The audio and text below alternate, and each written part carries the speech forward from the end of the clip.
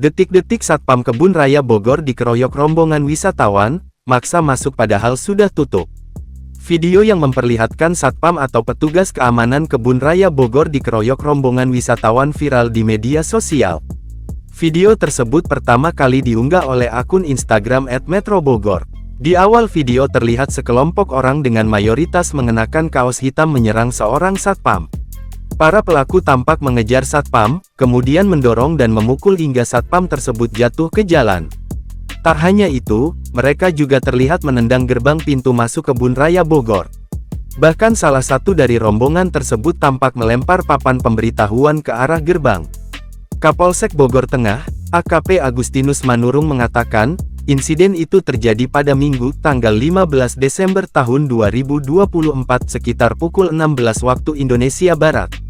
Keributan itu terjadi antara petugas pengamanan dengan rombongan wisatawan. Itu tuh ada 2 bis dari Banten. Mereka jalan-jalan tamasya ke Bogor. Sampai di kebun raya sekitar jam 16 sore, tapi pada waktu itu kebun raya sudah tutup. Mereka memaksa ingin masuk, tapi tidak diizinkan oleh Satpam, ucap Agustinus saat dikonfirmasi, Rabu tanggal 18 Desember tahun 2024. Rombongan tersebut adalah anggota salah satu perguruan pencaksilat dari Banten.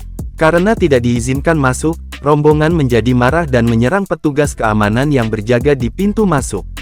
Rombongan perguruan pencaksilat dari Banten mereka memaksa masuk.